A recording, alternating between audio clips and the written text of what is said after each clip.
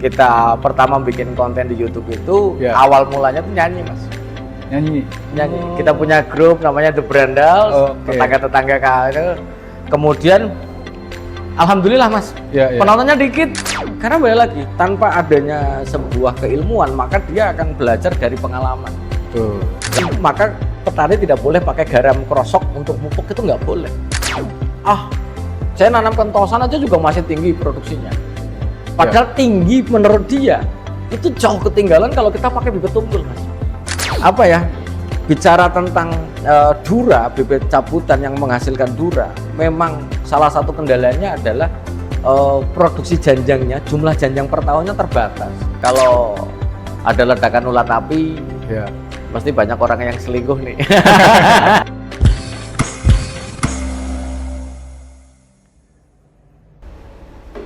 Full Stock to protect people, animal and crops. Apa kabar Full Stock lover? Sekarang kita lagi podcast selanjutnya sudah mau ke 49 video hari ini. Udah banyak berarti. Lumayan Pak. Sekali lagi 50. 50 video. Tapi kali ini kita agak berbeda, kedatangan influencer dari The Brandals. Wah, udah macam-macam nih. Beliau nih udah dari influencer, udah sebagai content creator, udah sebagai GM, sebagai guru sawit, banyak. Tapi kita diskusi dulu, tanya-tanya sama beliau bagaimana perjalanannya, susahnya, sampai berkembangnya beliau di dunia perkelapa sawitan dan di dunia perdigitalisasian konten sebagai content creator. Iya betul, Pak. Oke, Pak Pendi, apa kabar? Alhamdulillah sehat, Mas. Selamat datang, Pak. Ini nih Pak, kita kantor kita, ruang-ruang digital kita seperti ini.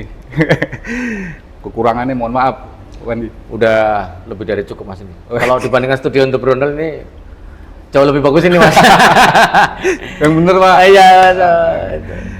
Pak, mau tanya-tanya sedikit, Pak Pendi. Kita sebenarnya terinspirasi dengan Pak Pendi, dengan guru sawitnya, dengan influencer sebagai The Brandals ya. Pertama terakhir kita ketemu 3 tahun lalu, Pak ya. 3 tahun yang lalu, Mas, betul.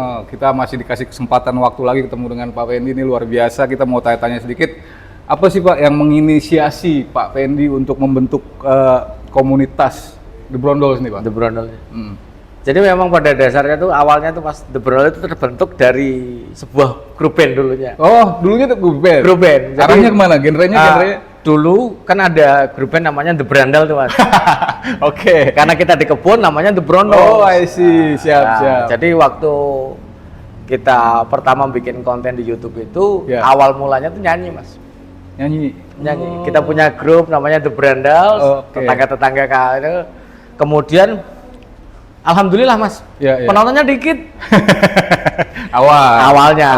Awal dan lama nih. Betul. Karena sebenarnya kita nyanyi karena mungkin balik lagi, Mas. Yang jauh baik daripada kita lebih banyak nih. Lebih banyak. Betul. Nah, kemudian ada murid saya nih. Nelpon. Mas Pendi, lebih bagus itu nggak usah nyanyi saja. Iya. Kurang bagus lah. Kurang meyakinkan. Kurang meyakinkan. Saya sadar diri waktu itu. Ya, memang kalau kita lihat konten kreator musik ini kan ya studionya bagus, alatnya mumpuni, sementara kita kan apa adanya waktu itu. Lah kemudian murid saya itu sampaikan, Pak Pendi kan gurunya sawit, kenapa nggak bikin edukasi tentang sawit saja? Akhirnya tak cobalah 1 kali, 2 kali. Ternyata penontonnya banyak nih. Ini awal mulanya 2019, Mas. Tahun 2019. Awal. Penontonnya kok semakin lama semakin banyak. Platform awal di mana, Pak? Tetap YouTube, Mas. Di YouTube. Kemudian kok peminatnya banyak. Kemudian kita coba lagi karena pada dasarnya memang Pendi seorang trainer kelapa sawit waktu itu di sebuah perusahaan. Maka tetap tak buat. Semakin lama penontonnya semakin bergairah nih untuk bikin konten. Semakin semangat. Dan semakin tahu masalah petani ternyata banyak nih, Mas. Semakin lama semakin banyak, akhirnya The Brandals sampai dengan hari ini sampai 150.000 pengikut ini ya karena sekali lagi semakin lama itu semakin tahu dan kita tahu banyak masalah sehingga kontennya nggak akan habis-habis, Mas.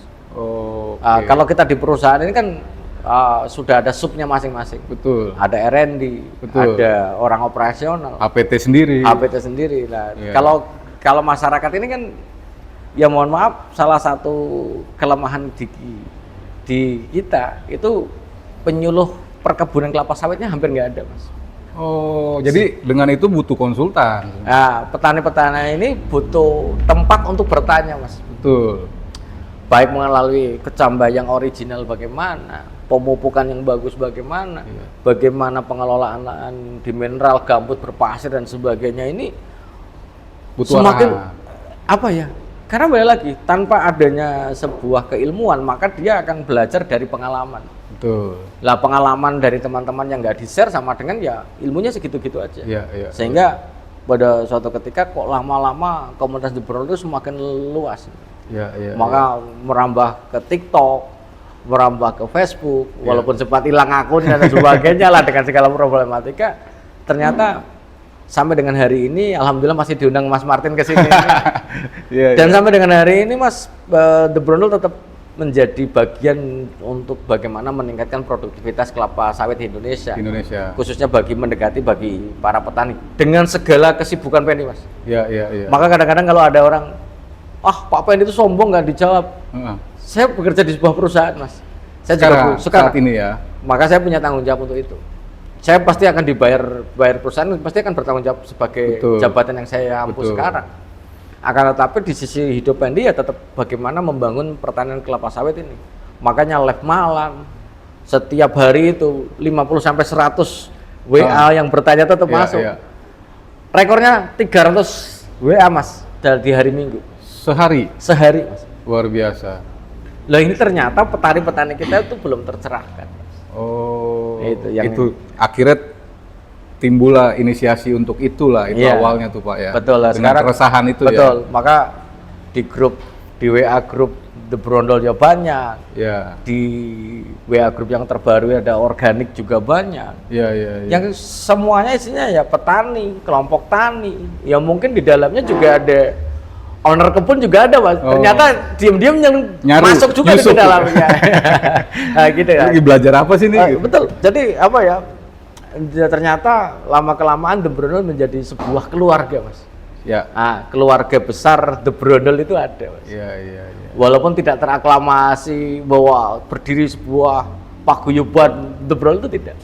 Kalau tapi ternyata di dunia maya ini saudara tetap ini. Masih menjadi ruang bertanya lah. Gitu. Betul. Siap. Berarti sebenarnya emang dalangnya atau dibalik The Brondol, maaf kalau saya bilang dalang. Ada ini nih, apa namanya?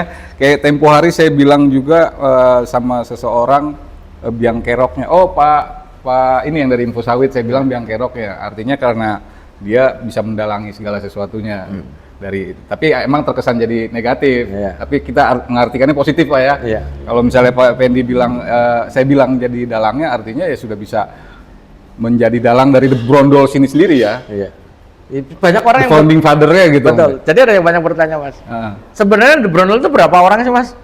Nah, berapa tuh Pak pertanyaan? Jadi banyak orang tuh mengira bahwa tim kreator The Brondol itu banyak. Ada tim kameramen, tim editor, tim pemasaran. Alhamdulillah nggak ada, Mas. Hanya saya doang. Semuanya Pak Pendi. Maka dijalankan di kesibukannya karena sisi hidup yang jauh dari keluarga, maka harus saya penuh dengan yang positif. Ternyata berbagi dengan ini menyenangkan, sangat menyenangkan, Mas. Berbagi ilmu itu menyenangkan, dan sekali lagi ternyata membagi ilmu kepada orang itu bukan tambah berkurang ilmunya, bertambah. Karena masalah mereka semakin dicurhatkan, semakin ada.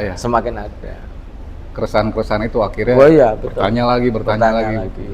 Itu. Jadi setiap hari ternyata kalau kadang-kadang saya senang sekali kalau ada petani yang bertanya out of contact dari sebuah hal yang baru, itu senang saya, Mas.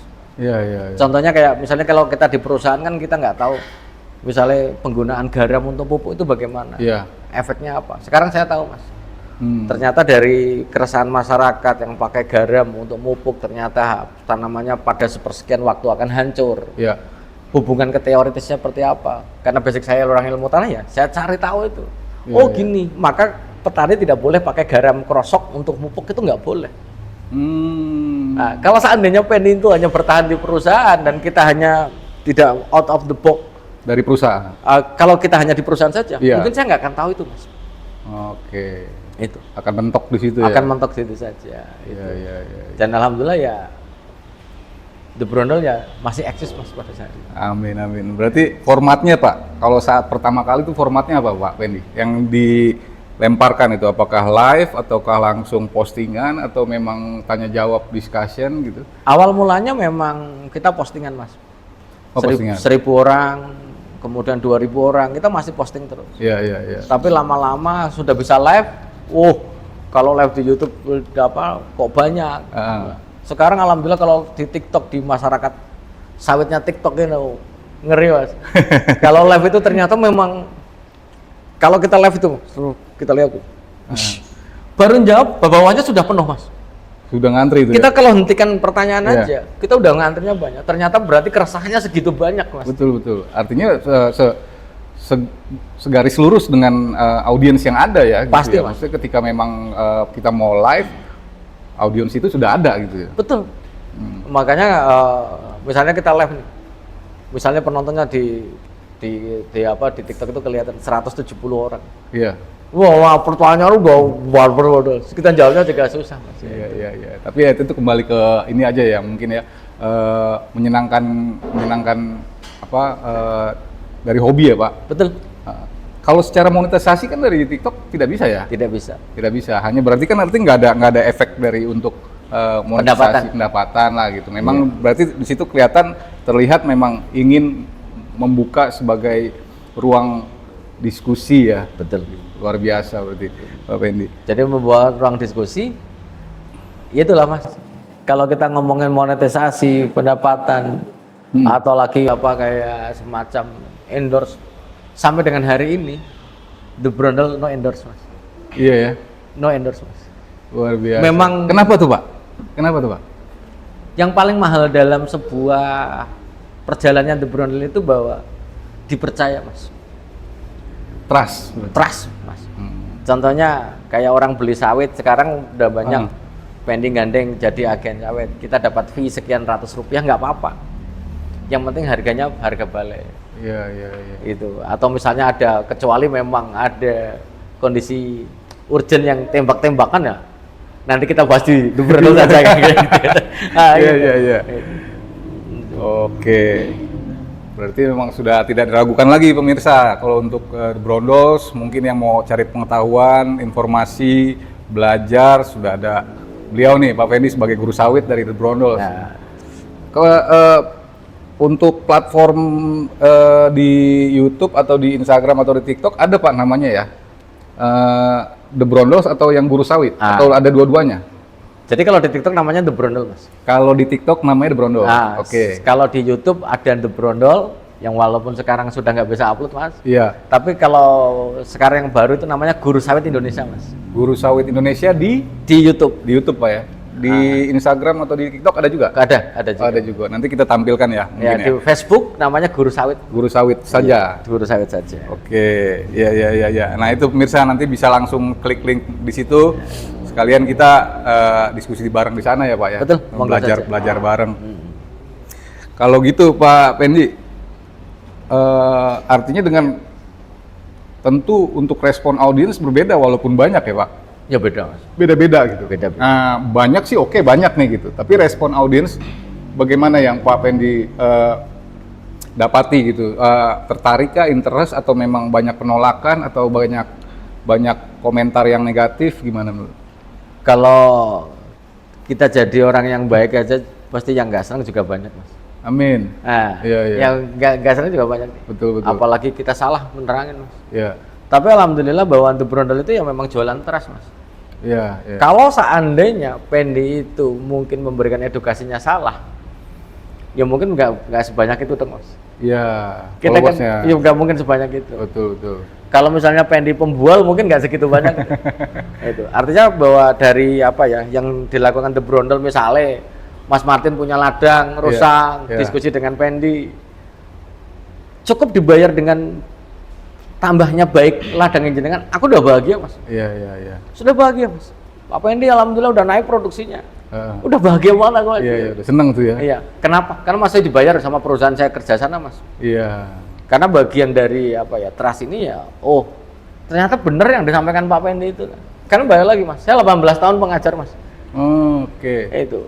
Saya pengajar jadi trainer kelapa sawit itu 18 tahun. 18 tahun. Ya, 2 tahunnya saya belajar di pembukaan lahan di Sumsel itu mulai dari bibitan, pembukaan lahan, sampai TBM-nya di Sumsel. Oke. Nah, itu artinya kalau Pendi salah berarti SOP-nya ada yang salah tuh. Ada yang salah. Nah, gitu kan Pak. Gitu. Betul. Jadi pemirsa mau buka lahan dari mulai buka lahan sampai pembibitan bisa jadi ruang diskusi di sana nanti ya. Betul. Dengan Pak Pendi, dengan guru sawit sampai pengendalian hama terpadu juga nanti Pak Pendi luar biasa bisa memfasilitasi ya Pak ya. Betul.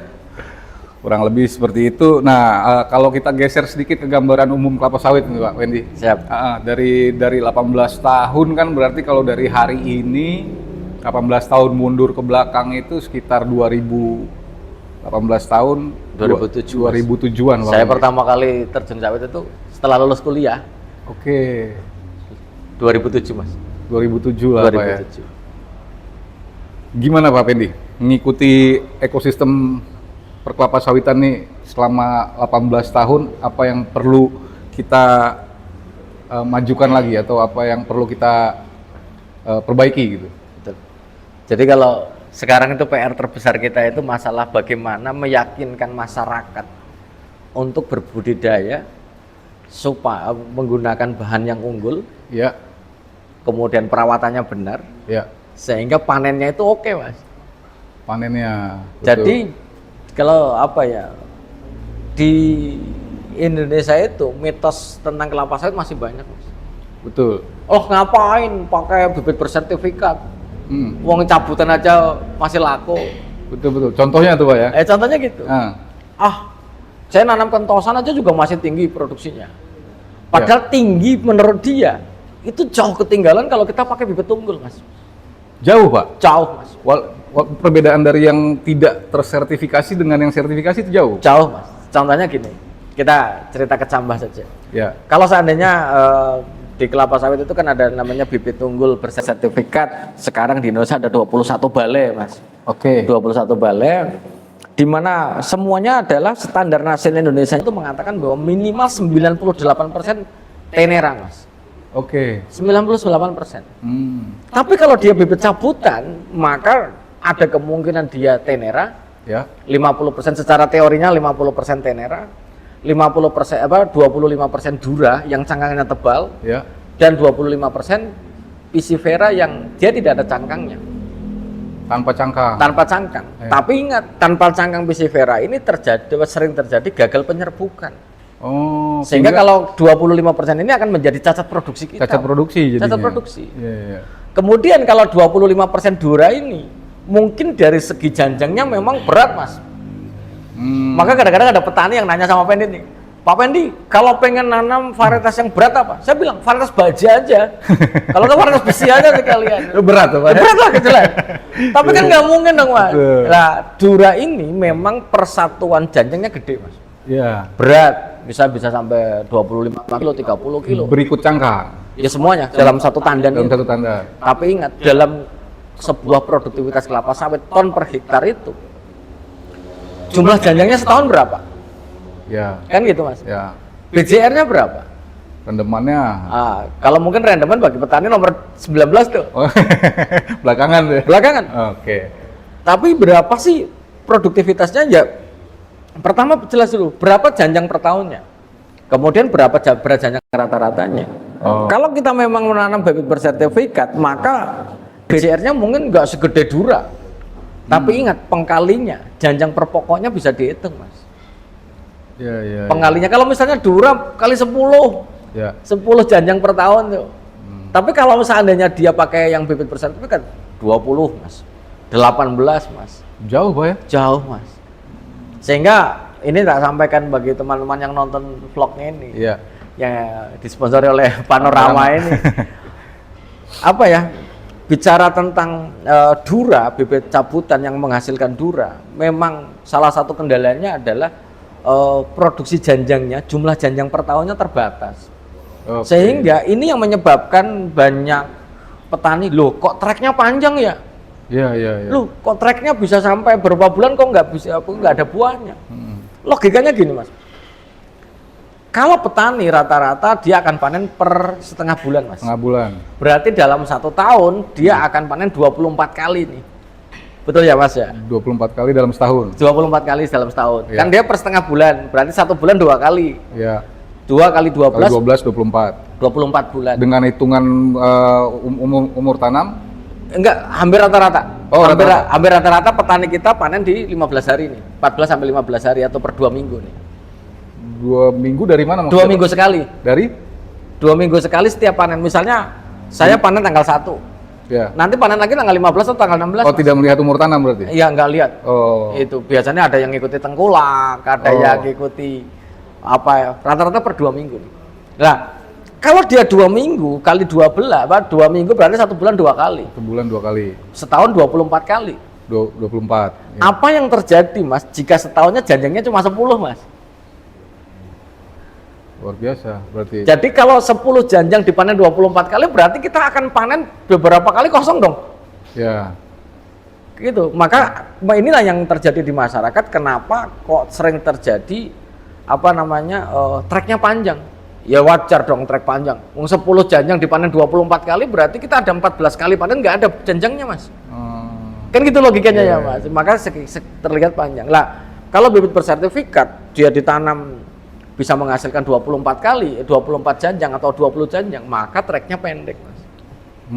Treknya pendek, ya, gitu. Yeah. Karena jumlah janjang per tahunnya, wow lah gitu lah. Udah luar biasa ya. Iya. Artinya dengan begitu bisa meningkatkan hasil produktivitas gitu. Ya pasti. Udah pasti otomatis gitu. Ya. Makanya bagi teman-teman yang mau berinvestasi, investasi itu bukan judi Mas. Bukan judi. Kita investasi adalah butuh kepastian kapan sih modalnya balik dan kapan aku untung nih. Betul. Maka dari mulai berinvestasi, hitung-hitungannya harus jelas, bibitnya jelas, perawatannya jelas. Tentu berbeda dengan judi lah gitu ya. Iya jelas itu. Jelas, karena kan butuh analisa. Butuh analisa, betul. Maka pakailah yang sudah pasti sajalah. Iya benar. Itu salah satu mitos yang ada ya Pak ya. Betul. Di kelapa sawitan. Salah duanya Pak. Ada mitos apa lagi Pak yang sering banyak didengar? Nah, termasuk hama Mas. Hama. Kalau hama ini kan ya mitosnya kalau ada ledakan ulat api, ya pasti banyak orang yang selingkuh nih. Kan katanya gitu ya. Betul. Ya katanya. Betul mitosnya. Tapi kalau kita ngomong logika ya. Logika dari sebuah serangan hama ini kan ketika ketidakseimbangan ekosistem terjadi. Betul. Maka ya ketika predatornya dikit ya hamanya akan naik Mas. Betul. Itu. Maka sebenarnya bukan ada hubungannya dengan itu. Cuma ini kan cocokologi. Dari beberapa kasus asal ada serangan ulat api, kok ada ketemu orang selingkuh. Cocokologi ya gitu. Sebenarnya ya gitu. Artinya di balik itu sebetulnya kita tetap melihat titik keseimbangan ya Pak. Tetap keseimbangan. Ekosistem itu yang harus dijaga gitu ya Pak. Makanya kalau The Brondol sampaikan kepada petani itu, kuncinya jadi petani sih yang gimana tuh Mas Madi? Saya bilang jadilah petani yang beradab Mas. Ya. Beradab terhadap bukan hanya terhadap masyarakat, tapi beradab terhadap kelapa sawit kita, terhadap lingkungan kita. Betul. Contohnya kayak misalnya orang nyemprot pakai mesin semprot dorsmer itu masih banyak Mas. Ya. Ketika kita pakai itu maka ya produktivitas akan terganggu. Ya. Karena jumlah curah semprotnya kan akan banyak Mas. Betul. Ya itu. Yang akhirnya mengganggu pada lingkungan gitu. Lingkungannya terganggu, betul. Lahannya juga pasti kelapa sawitnya juga akan terganggu. Iya. Gitu. Betul. Ini seiring sejalan dengan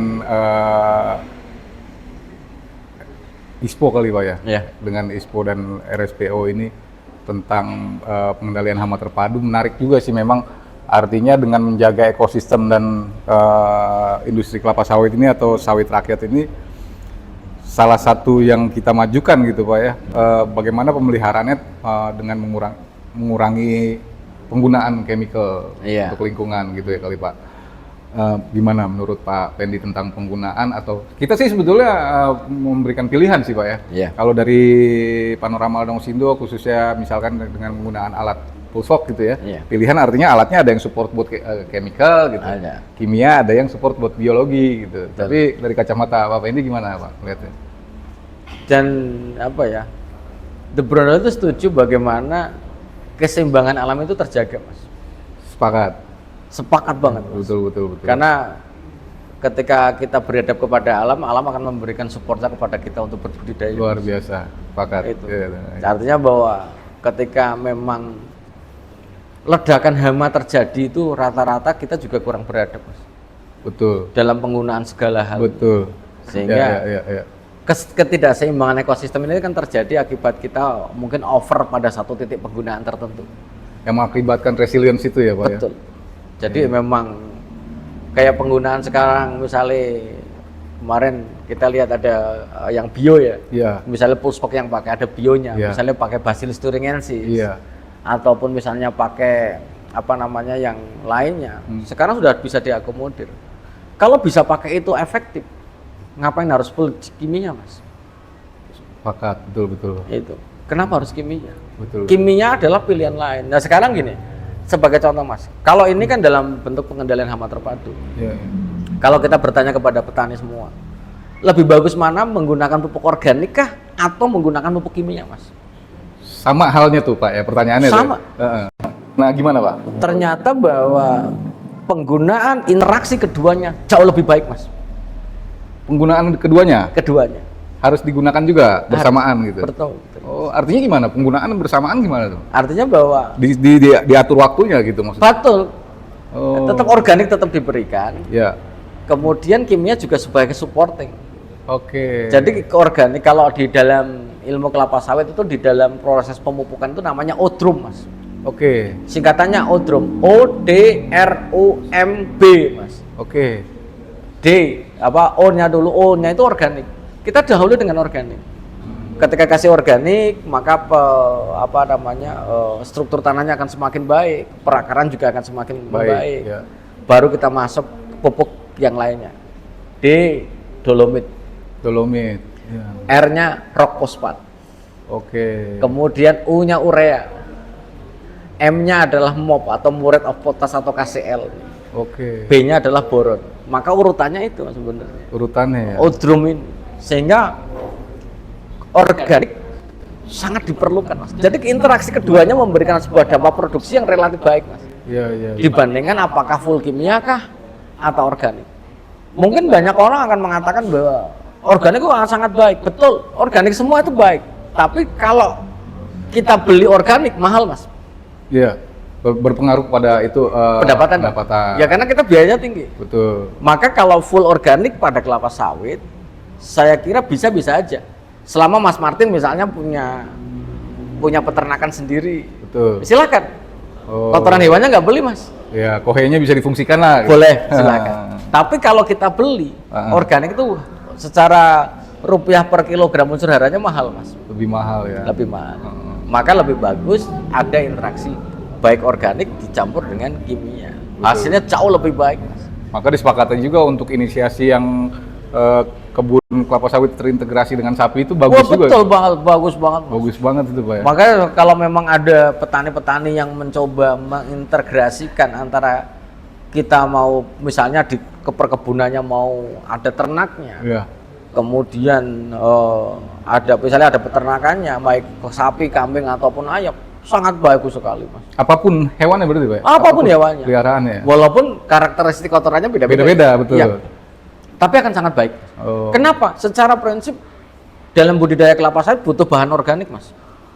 Itu untuk menjaga kelangsungan media perakaran itu butuh organik. Butuh organik ya. Itu. Kalau nggak pakai organik ya kelemahannya kalau kita cerita organik ini bukan hanya cerita tentang kadar unsur haranya. Tapi perbaikan struktur akar yang nanti merangsang akar itu bagus, Mas. Jadi struktur tanahnya terjaga menjadi baik. Struktur tanah bagus, maka perakaran akan mudah masuk ke dalamnya, Mas. Lebih bagus. Pasti lebih bagus. Tapi kalau sifatnya dengan kimia mungkin hanya sebagai pengganti seperti suplemen ya Pak. Betul. Vitamin gitu. Betul. Kalau misalnya kita pakai kimia terus, Mas. Ketika kita pakai kimia terus, apakah nggak apa-apa Pak Pendi? Ingat baik-baik Pak. Kalau kita cerita tentang kimia sebagai mengganti unsur hara saja.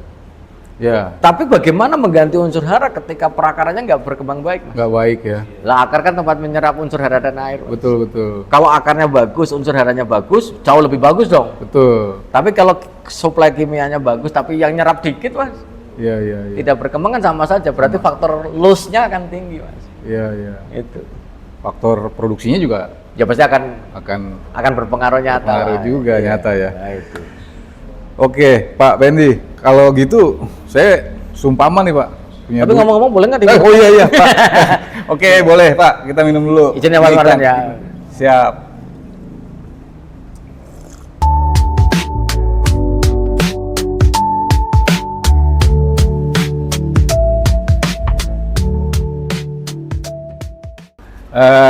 Kita lanjut Pak Pendi ya. Siap.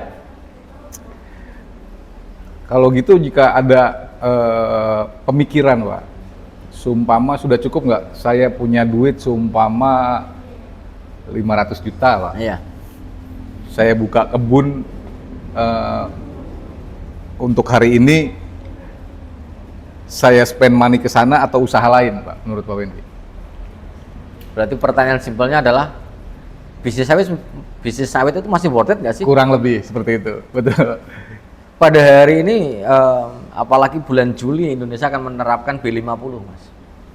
Juli 2026 ini betul. B50. Ya, dua episode lalu kita udah bahas B50 gitu. Iya. Oke, berarti Juli berarti? Juli, Mas. Artinya Pak. Apa kesana Pak? Berarti kan serapan CPO kan tinggi, Mas.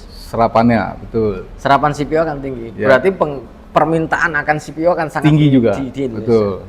Dalam permintaan yang tinggi, demand tinggi, secara otomatis harga akan naik, Mas. Akan naik. Nah, ketika harga akan naik, maka balik peluang ini potensi tinggi. Potensi pendapatan tinggi. Masih seksi berarti, Pak? Masih seksi, Mas. Masih seksi ya? Iya. Di luar kontroversial yang lain-lain ya, Pak? Coba aja, kontroversial yang mana gitu ya? Kontroversial yang mana coba? Apa? Kontroversial yang mana coba? Yang baru-baru ini mungkin ya kita dengar ya, banjir yang disalahkan akhirnya kelapa sawit, dan mungkin bencana gitu. Terus belakangan ini ya kita juga tidak bisa menutup mata bahwa ada filmnya itu ya Pak, film-film yang berlangsung berkaitan dengan lingkungan. Berkaitan dengan lingkungan, bagaimana kita melihat investor atau para pebisnis apakah masih menginvestasikan ke sana, gimana menurut Pak Pendi dengan di luar tadi kontroversi yang ada lah gitu. Nah, tapi secara prinsip bahwa kelapa sawit masih sangat menguntungkan, Mas. Menguntungkan ya? Masih menguntungkan. Artinya ketika petani mau membuka untuk berbudidaya masih menguntungkan, Mas. Ya. Karena di harga yang kemarin sempat down gara-gara sentimen pasar. Betul. Gara-gara belum lama nih, belum lama. Seminggu. Tapi sekarang udah mulai agak lumayan naik lagi. Lumayan naik. Iya. Lah, yang menjadi menarik adalah itulah tugas The Brondol, Mas. Oh, itu. Bagaimana mendampingi petani itu supaya beradab dalam membuka lahannya, Mas. Iya, dari awal. Dari awal. Beradab itu mungkin kata-kata kasar ya. Tapi bagaimana kultur teknisnya yang benar dulu. Iya.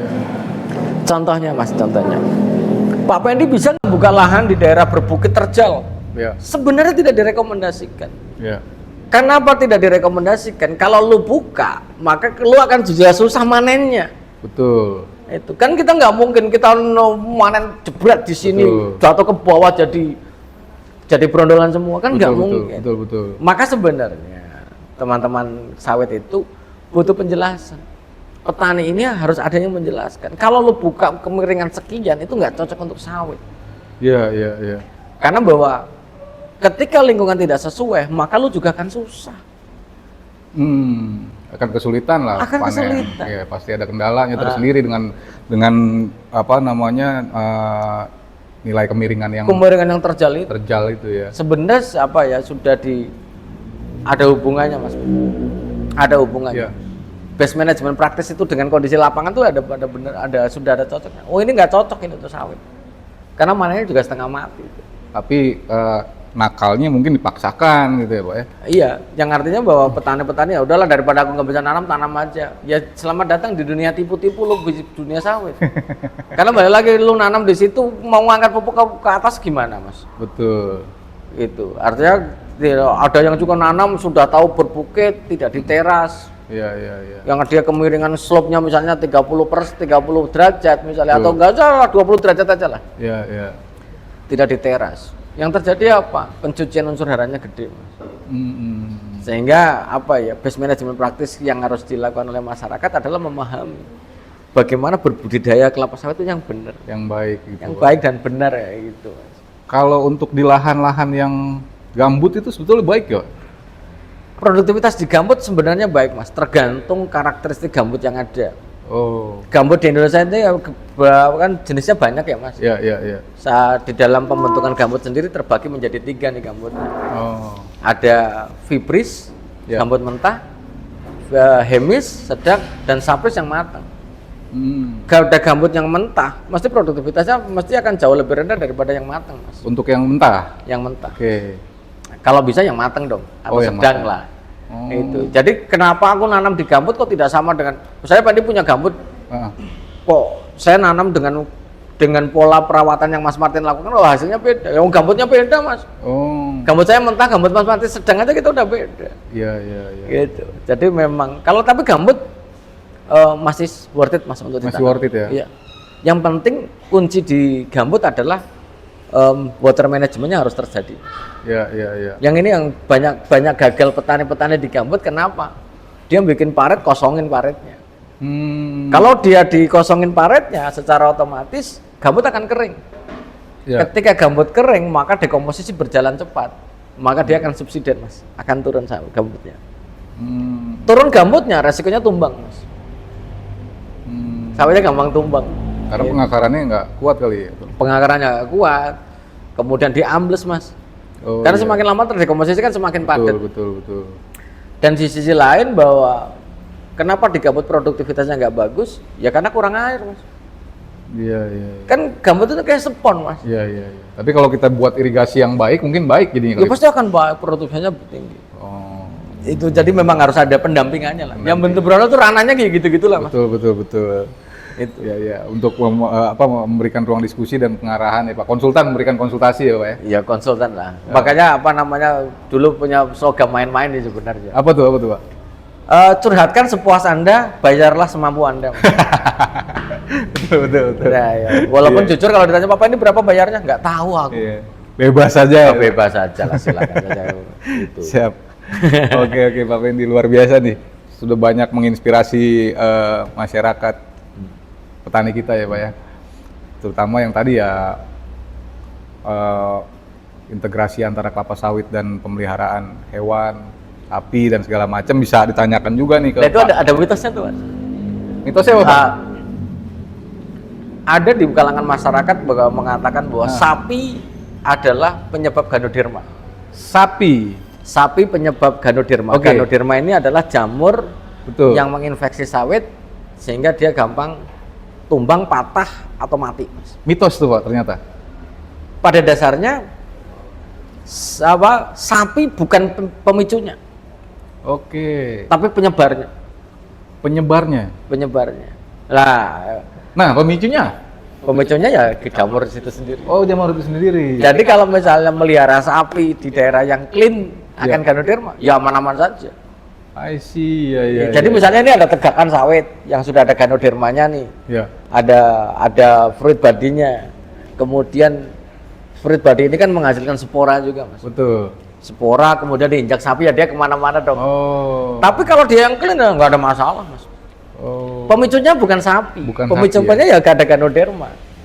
Tapi masalahnya sapi sebagai penyebarnya. Iya, penyebarnya adalah sapi, gitu, Mas. Iya. Berarti sebetulnya integrasi sapi dan kelapa sawit masih oke, Pak. Masih oke, Mas. Iya. Itu. Apalagi kalau Ganoderma ini bisa kita kendalikan dengan misalnya ada kadang-kadang kita kekurangan edukasi itu bagi masyarakat menyebabkan bahwa nggak apa-apa cuma satu. Padahal satu yang tumbuh Ganoderma dia akan merambat dengan cepat, Mas. Melalui bisa spora ya, bisa interaksi akar, udara. Ya kalau spora Nyebar pakai udara bisa aja. Suara udara ya? Iya, tapi apalagi fruit body-nya udah keluar. Fruit body pada Ganoderma itu sebenarnya infeksi tingkat lanjut, Mas.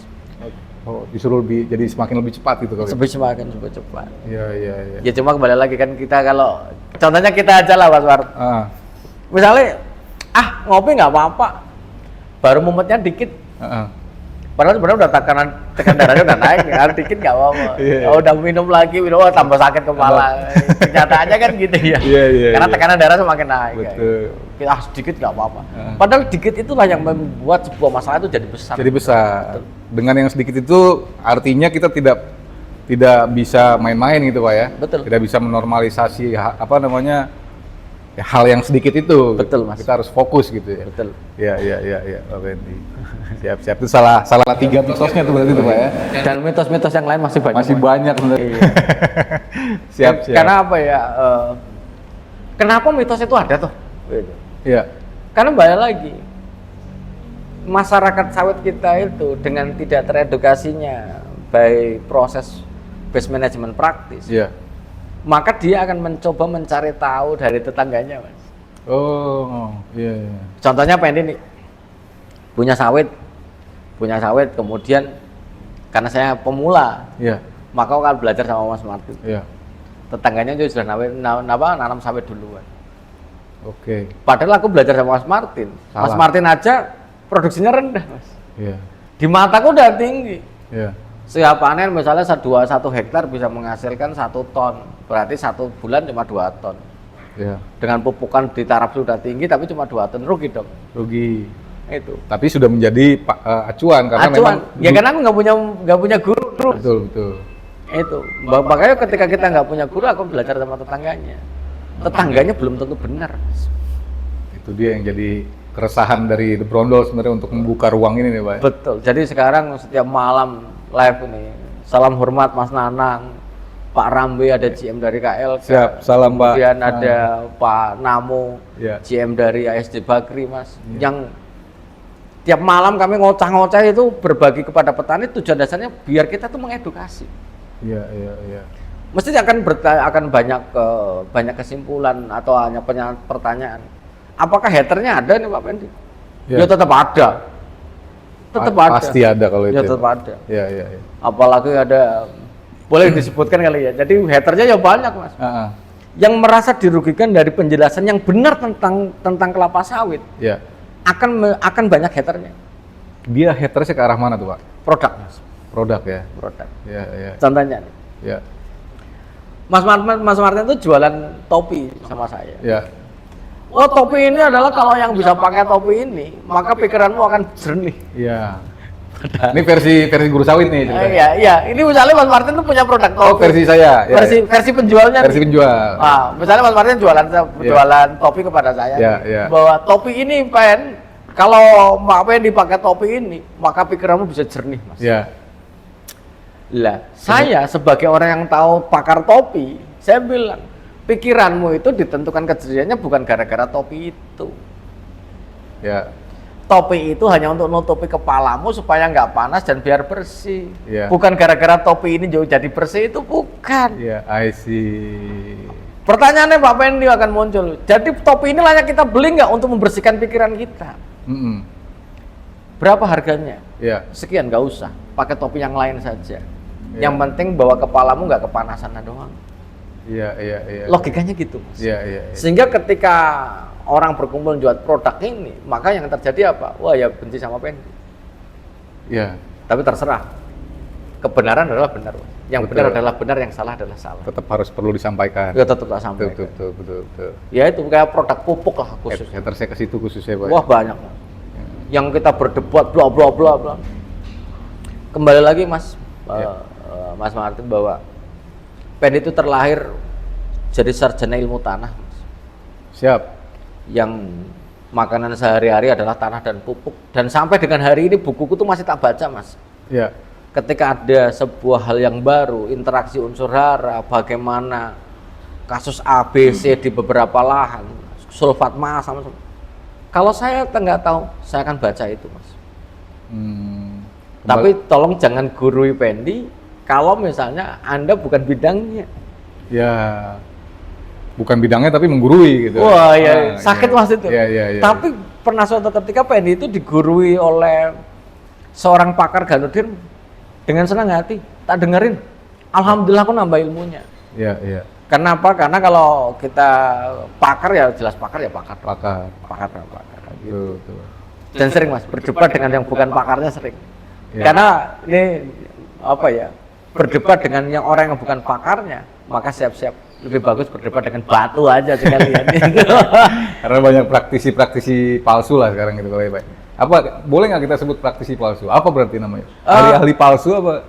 Apa namanya bukan praktisi palsu? Apa berarti? Ahli yang punya niatan lain Mas. Punya niatan berbeda. Iya. Itu belum tentu mengatakan yang sebenarnya, tapi sebaiknya kamu beli barangku lah. Yang penting beli dulu lah. Untuk fungsinya dan manfaatnya belakangan gitu kali. Betul. Bahaya juga tuh memang. Oh bahaya Mas. Bahaya. Bisa jadi haters terdepan tuh kalau kayak gitu pasti Pak. Tapi tenang aja Mas, pasukan The Brondel itu udah paham Pendi Mas. Pasukan The Brondel udah paham Pendi. Iya. Bahwa Pak Pendi yang ngomong kayak gitu, dari dulu sampai sekarang kayak gitu.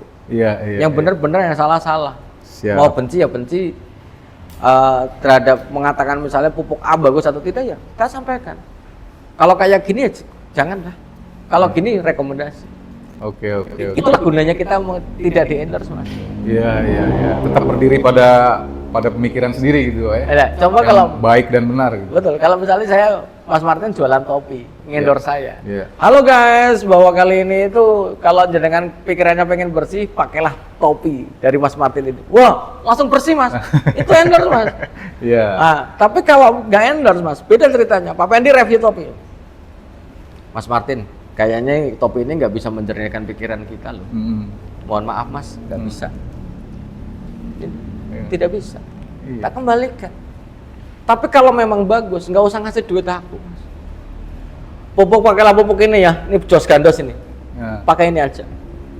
Sudah otomatis tuh. Sudah otomatis, Mas. Seperti apa yang saya sampaikan kepada teman-teman. Hari ini itu saya di Panorama Ladang Usindo ini. Iya. Karena banyak orang yang berpikir beli mesin pulspock itu mahal, Mas. Iya. Atau nggak awet. Iya. Saya tercengang tadi lihat alat di belakang udah 15 tahun masih beroperasi, Mas. Yang artinya bahwa pulspock merek pulspock ini ya memang sebagai sebuah pioner yang ada di Indonesia. Amin. Makasih Pak. Artinya pioner kan. Saya bekerja di sana juga pakai pulspock. Tak kira itu pulspock itu dulu adalah alat fogging. Betul. Ternyata pulspock itu brand. Betul. Brand. Yang yang merupakan produk yang Panorama ini pasarkan. Iya, betul. Jadi pengikut The Brondel kalau memang mau beli ini langsung hubungi Mas Martin aja. Nanti ada sebutkan namanya Pendi 3 kali aja. Pendi. Iya. Aduh, makasih banyak nih dari Pak Pendi dan The Brondel udah di-review nih secara nggak langsung ya. Berarti sudah lulus uji. Ya saya bilang Mas, kalau nggak bagus, pertanyaan kan simpel. Boleh buktikan Mas Martin. Apakah datang ke sini juga nanti yang penting ada duitnya Mas Martin ya. Review bagus. Kan nggak ada dong Mas. Iya. Betul. Maka saya yang minta. Iya. Karena ternyata bahwa banyak pengikut The Brondel yang kadang-kadang nyari mesin pulspock yang tahan juga bingung Mas. Iya. Itu. Kalau nggak usah bingung-bingung, hubungi Mas Martin aja. Itu. Iya. Siap kalau dihubungi. Makanya harusnya saya pulang ke Purwokerto, saya mampir ke sini dulu loh. Betul, luar biasa nih. Makasih banget nih kedatangan waktunya buat Pak Pendi, karena memang kemarin kita udah berkomunikasi ya Pak. Tiba-tiba Pak Pendi, saya mau ke Jakarta Pak. Wah, oke, kita dengan senang hati menerima nih. Iya. Karena sudah tidak ketemu 3 tahun lalu terakhir kita ketemu ya Pak ya. Betul, karena ada alat baru. Alat baru yang SPE. Tonton The Brondel aja, nanti alatnya saya sepil. Betul. Pulspock yang nggak usah pakai pompa tapi pakai elektrik. Iya, luar biasa. Yang baru gede keluar dari pulspock. Makanya saya tuh kesini tuh coba pengen lihat alat itu aja, sambil ngopi aja sebenarnya. Kayak gitu. Berarti nggak mau ketemu kita nih Pak? Sebenarnya kalau mau saya kangen juga. Apapun yang terjadi Mas, bahwa orang yang baik, orang yang sudah mau berbagi adalah saudara saya Mas. Amin, tuh siapa? Ternyata 3 tahun juga ya Mas kita nggak ketemu. 3 tahun juga tidak berasa ya. Dulu ketemu di Riau. Sekarang ketemu di Jakarta. Nanti next mudah-mudahan di Kaltara atau di mana nih Pak? Jambi kali ya. Iya. Kita mungkin mau berencana buat forum group discussion gitu kali Pak, atau buat program apa gitu ya. Iya. Oke, luar biasa. Sedikit lagi Pak Pendi. Ya, monggo. Sedikit lagi mungkin untuk ekosistem industri perkelapa sawitan, Pak Pendi mungkin punya kacamata tersendiri secara 5 tahun ke depan bagaimana perkembangan teknologi di dunia kelapa sawit. Apa Pak yang bisa mengubah industri kelapa sawit secara 5 tahun ke depan melalui agroteknologinya? Kalau dari sisi sekarang itu kalau di dunia dunia unsur hara dan kebutuhan tanaman sudah banyak berkembang di hayati, Mas. Hayati. Jadi pupuk-pupuk hayati ini sekarang sudah banyak dan gampang diperoleh. Ya. Apakah trichoderma? Ya. Apakah mycorrhiza? Kalau dulu Mas dengar mycorrhiza susah nyarinya, Mas. Sekarang udah berselemak, Mas. Sudah banyak. Banyak yang jualan. Trichoderma juga ada yang bentuknya pupuk, ada yang bentuknya cair. Semuanya juga oke-oke saja. Oh. Ini di teknologi keefisienan penyerapan unsur hara dan kebutuhan hayati untuk kelapa sawit. Kemudian sekarang di dunia digital, Mas. Ya. Dunia digital udah banyak. Salah satu kelemahan petani kita adalah bagaimana mereka itu susah nyatet, Mas. Susah nyatet. Taunya produksinya sekali panen sekian ton lah. Tapi dia tidak pernah tahu lika-likunya. Iya. Naik apa turun sih secara berat janjangnya. Oke. Taunya track aja lah dah. Itulah. Tapi di dunia sekarang banyak platform-platform yang menyediakan untuk kemudahan mereka mencatat. Betul. Kayak mungkin saya belakangan ini tahu early warning system itu dari sisi digital gitu Pak. Betul Mas. Iya. Kalau untuk penerapannya itu menurut Pak Pendi efektif tidak Pak? Efektif Mas. Efektif ya? Apalagi sekarang dunia AI Mas. Iya. Dunia AI ini sekarang sudah bisa membantu kelapa sawit kita dalam monitoring data, Mas. Contoh. Iya. Mas Martin di Jakarta. Iya. Bagaimana monitoring ladangnya di Medan, Mas? Oke. Maka bahwa sekarang dunia digital, sana suruh nyatat, Mas Martin bisa lihat datanya. Memungkinkan untuk memungkinkannya. Ngitung janjangan, nggak usah pakai dihitung satu-satu, Mas. Iya. Tinggal foto, otomatis dia ngitung janjangnya ada. Oke. Dari data digital, kemudian kita juga lihat ininya, maka kita nggak mungkin dibohongin. Secara pengolahan data ya. Kuncinya satu, Mas Martin paham tentang kelapa sawit. Iya. Itu. Artinya bahwa dunia digital yang sekarang dunia AI sudah merambah ke arah sana. Sudah ke sana ya. Sudah ke sana. Sudah banyak belum Pak? Kira-kira untuk dari kacamata pengetahuan Pak Pendi. Kalau untuk platform udah banyak kok Mas. Sudah banyak yang menggunakan maksudnya, yang mengaplikasikan. Sekarang baru kelompok tani paling. Kelompok tani ya. Tapi kalau petani-petani ya itu tadi kelemahan kita ini mencatatnya malas Mas. Mencatat. Yang penting duitnya berapa. Iya. Iya, padahal sering saya sampaikan. Kembali ke situ ya. Kalau pengen jadi petani kelapa sawit yang yang profesional, lika-liku kelapa sawit yang bisa dibaca, harus dicatat Mas. Iya. Naik nggak sih? Kok BJR-nya, berat janjangnya kok turun? Kenapa kok naik? Iya. Kita lihat data apa lagi yang selanjutnya. Itu sebenarnya di platform-platform itu sudah disediakan Mas. Iya. Ada yang free, ada yang berbayar. Termasuk monitoring hama ya Pak? Kalau di kebun bisa digunakan? Kalau di perkebunan bisa, tapi kalau di petani belum. Untuk temuan misalkan kita menemukan 2 ulat api di satu pelepah, dicatat, masukin data gitu. Ya, bisa digunakan aja bisa.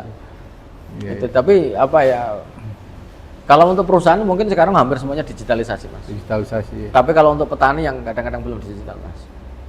Nyatet aja sudah masih susah. Masih sulit ya. Nah itu. Maka ini teman-teman semua yang punya kelapa sawit. Iya.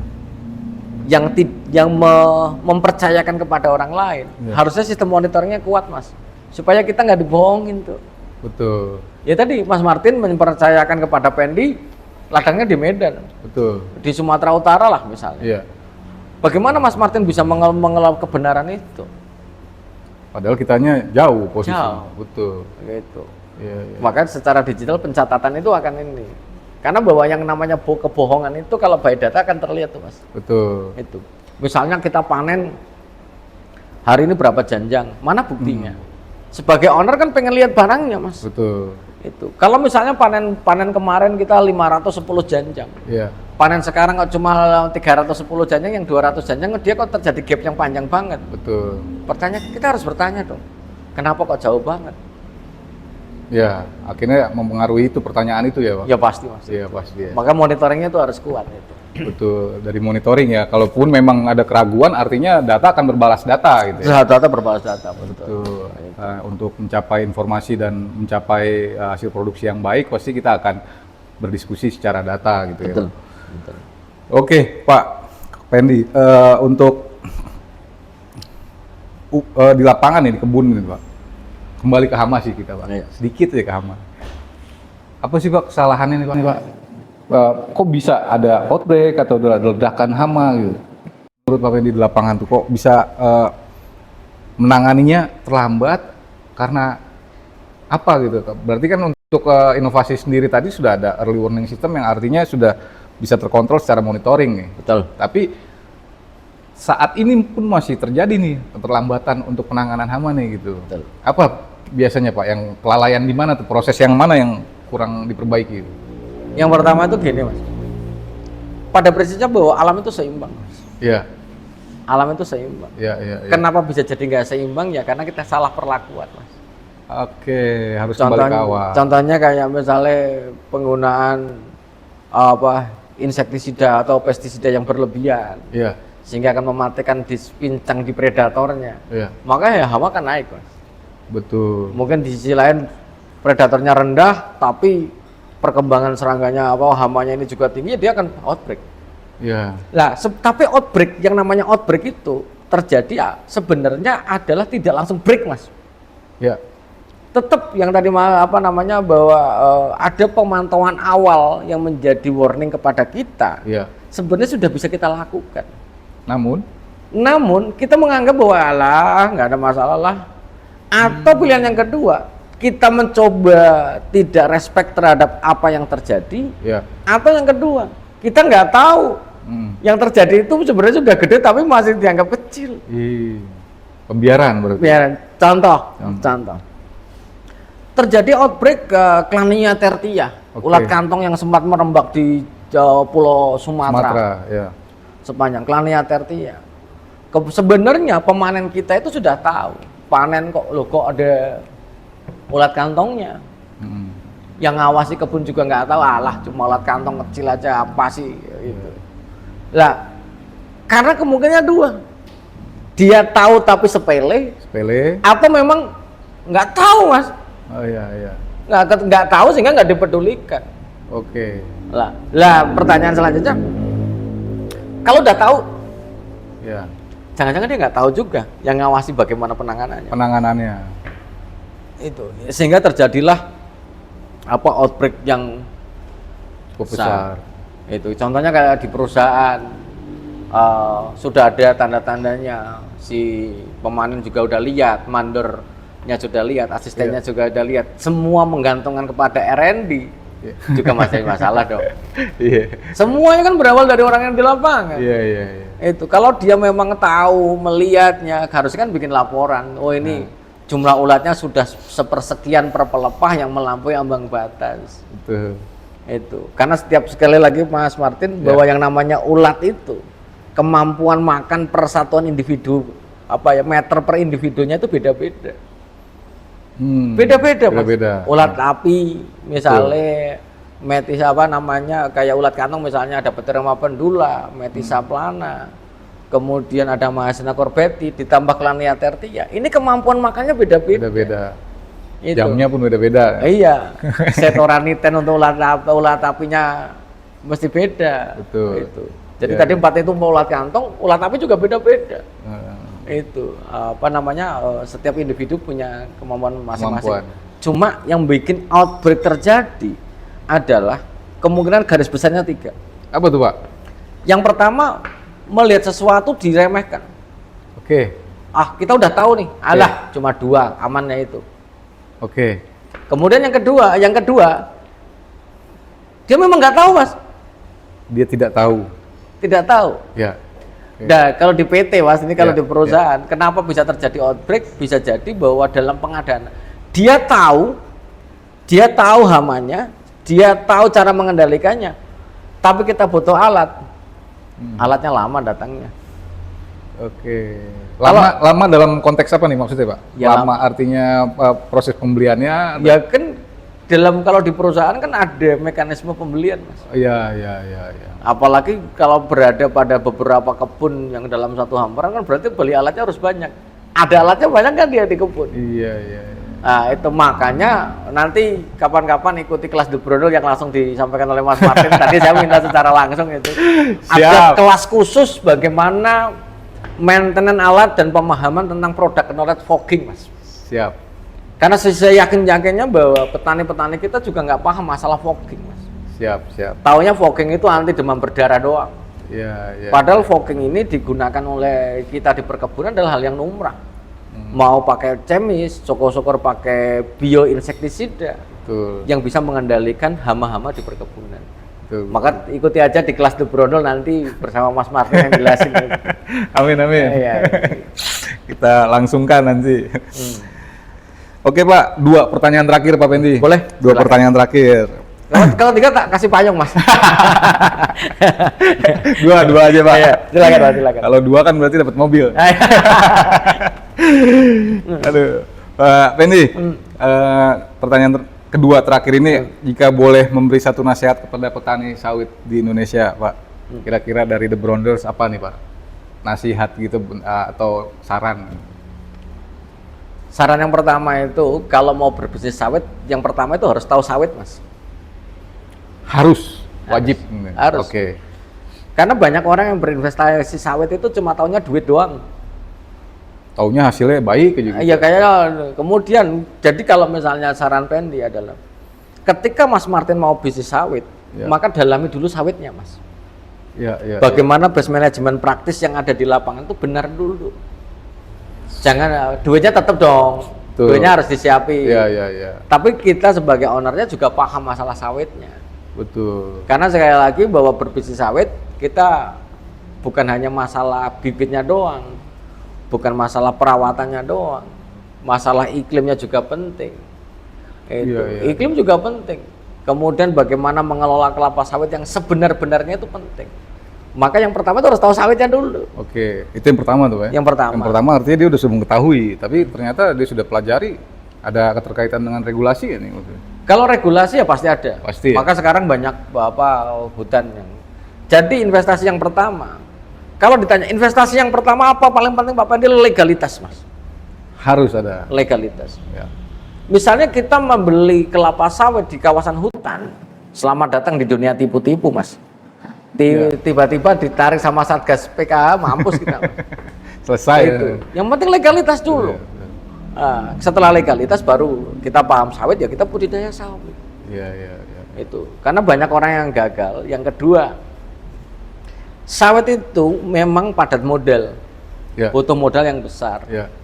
Jadi kalau misalnya Mas atau Mbak yang nonton video ini itu mau beli kebun kelapa sawit, modalnya harus 2. Apa tuh Pak? Pertama modal beli kebunnya, yang kedua modal ngerawatnya. Ya. Banyak petani-petani kita gagal paham bahwa kita beli kebun tanpa biaya perawatan, Mas. Betul, perawatannya dikesampingkan ya. Iya, atau enggak gini, beli kebun, yang penting berjalan dulu kebunnya, berputar-putar dananya, ya lambat. Tapi minimal berapa hektar untuk sustain ya Pak? Ya sebenarnya kalau ditanya Pak Pendi berapa hektar sih bisa untuk ke Bapak memenuhi kebutuhan keluarga, ya kalau kayak gini 4 hektar, 5, 6 hektar ya alhamdulillah Mas. Alhamdulillah sudah berjalan lah gitu. Sudah bisa hidup. Sudah bisa hidup lah ya. Artinya sudah cukup lah. Iya. Nah, tapi balik lagi. Misalnya Mas Martin tuh berinvestasi nih. Aku beli kebun 1 hektar 200 juta. Iya. Beli 5 hektar. Berarti 1 miliar. Iya. Maka Mas Martin minimal punya 2 miliar Mas. Untuk perawatan tadi. Iya, yang 1 miliar untuk beli, ya 1 miliar untuk merawat. Perawatan. Kalau tidak, maka jangan berharap balik cepat modalnya Mas.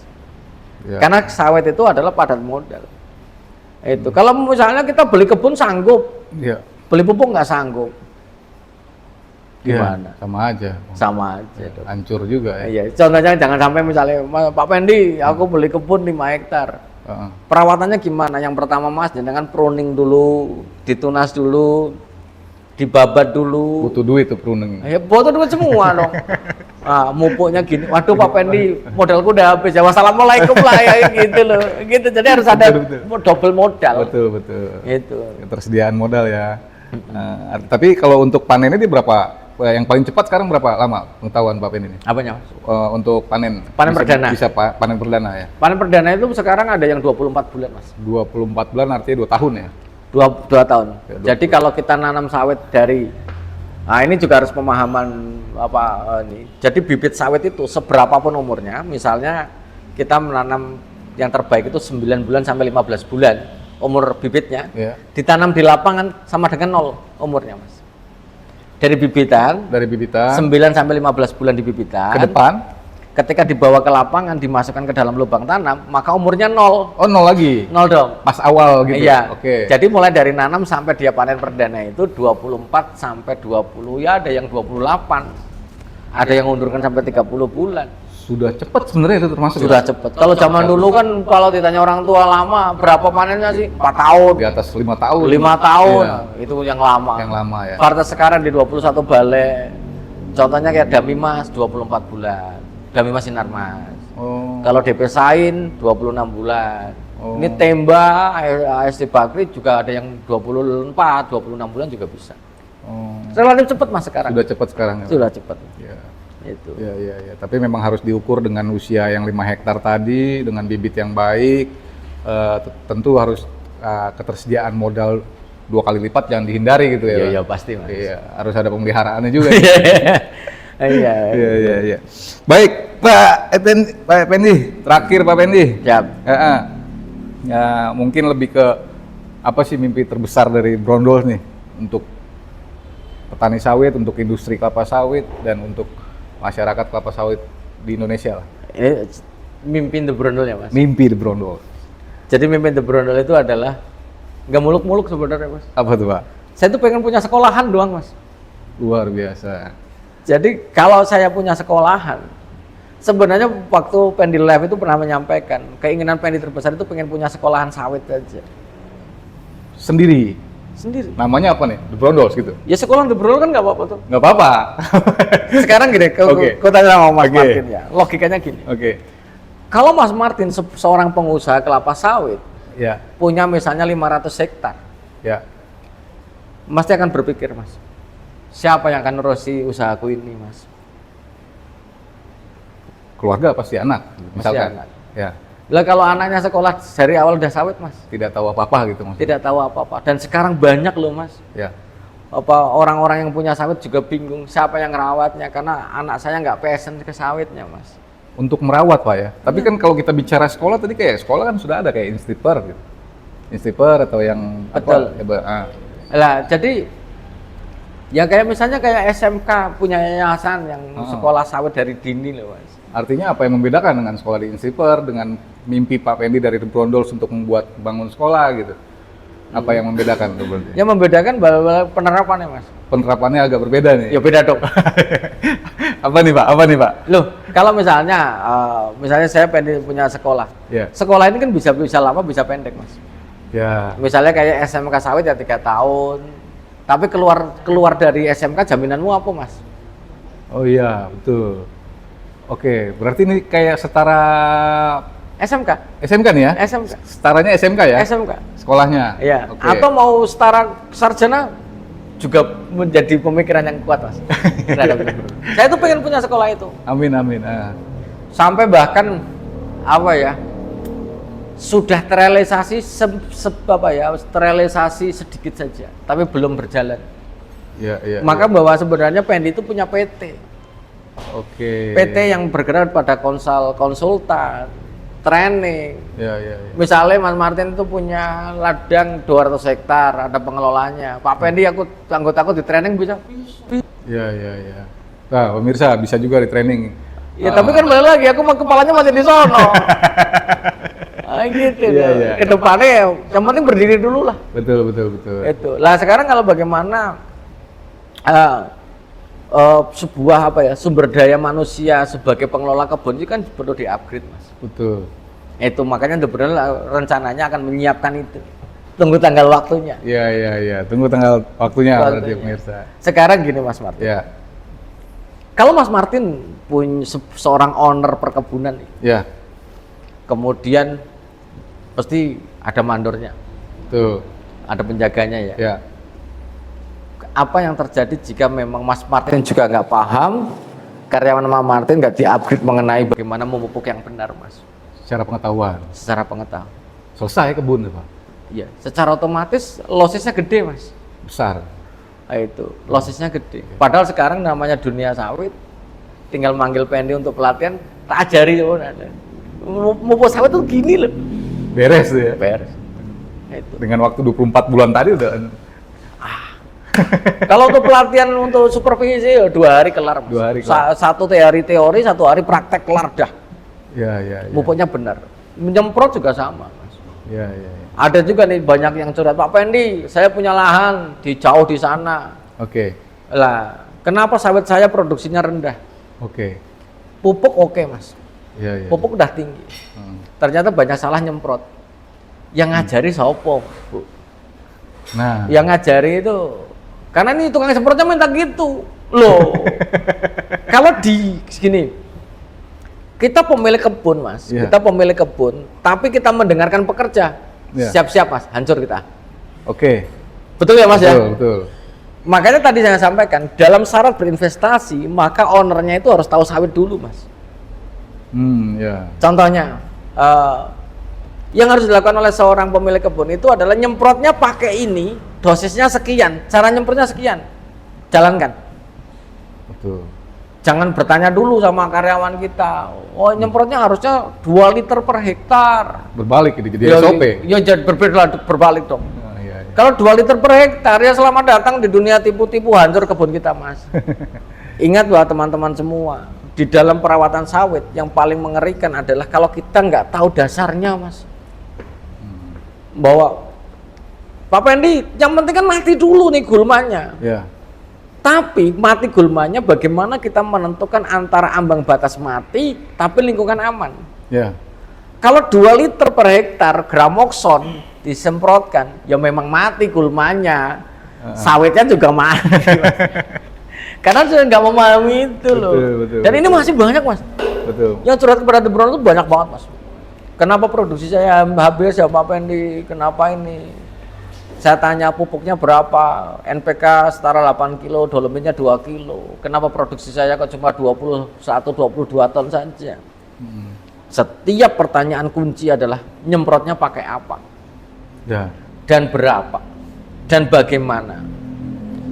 Semprot total, dosis tinggi, siap-siap. Tanaman kita juga akan berefek.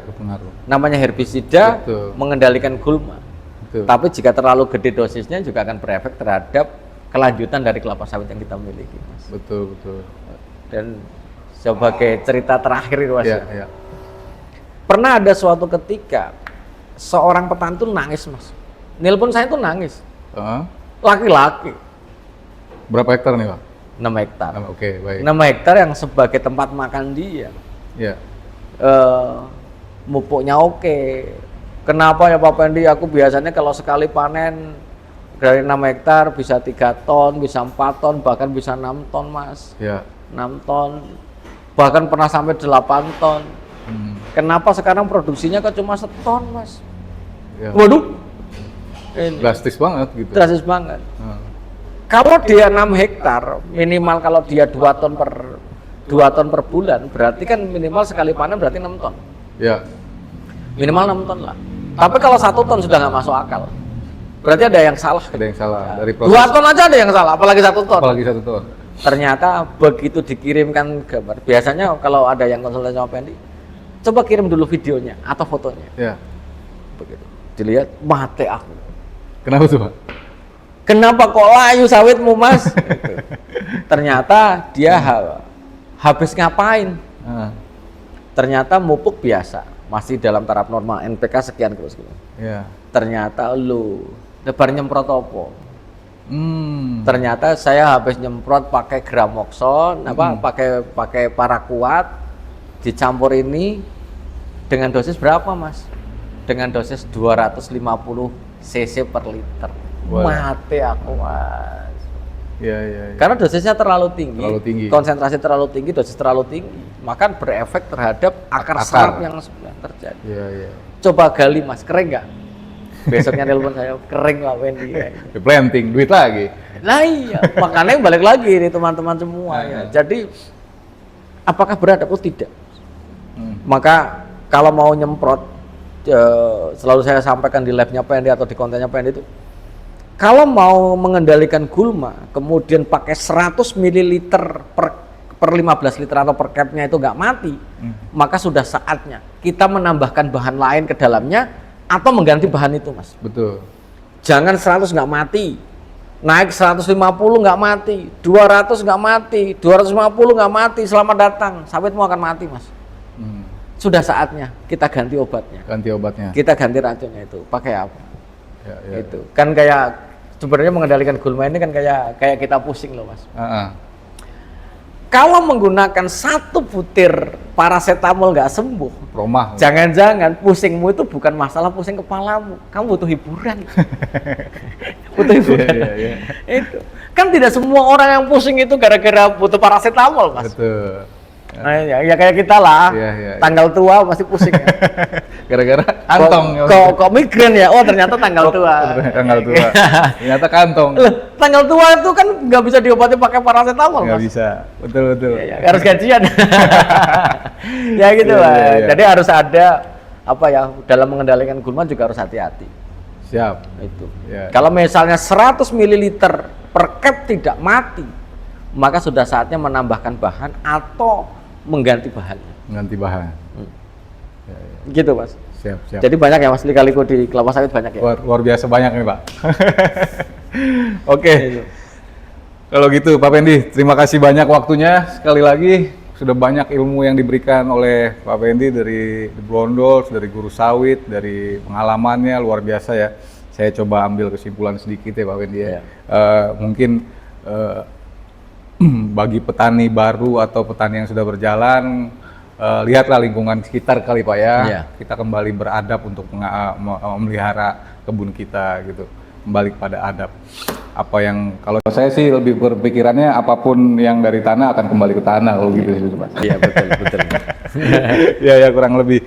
Pak Wendy sekali lagi terima kasih banyak waktunya. Mungkin kita bisa ketemu di lain kesempatan, lain waktu. Pak Wendy sehat selalu. Dengan The Brondolls, sukses dengan guru sawit dan pekerjaan yang saat ini. Amin ya Allah. Kita menunggu juga kehadirannya, panggilan dari Pak Wendy di lain kesempatan. Siapa tahu kita bisa join. Apa namanya? Siapa tahu penonton ini juga nih. Pak Wendy, kita ke Jambi. Wah. Siap. Bikin edukasi di Jambi. Siap bos. Kita berarti ke Jambi. Berangkat. Siap. Paling gitu Pak Wendy. Siap Mas. Sekali lagi terima kasih banyak. Sama-sama, Saya Mas. coba mau menutup dengan tagline kita Pak. Iya. Nanti mungkin bersama Pak Wendy bisa menyebutkan tagline kita, to protect people, animal and crops. Pak Wendy bisa and crops-nya saja. Cropnya aja. Karena Wendy itu bagian cropnya aja lah. Oke. Pusok, to protect people, animal and crops. Luar biasa. Mantap, jos, silakan Pak Wendy.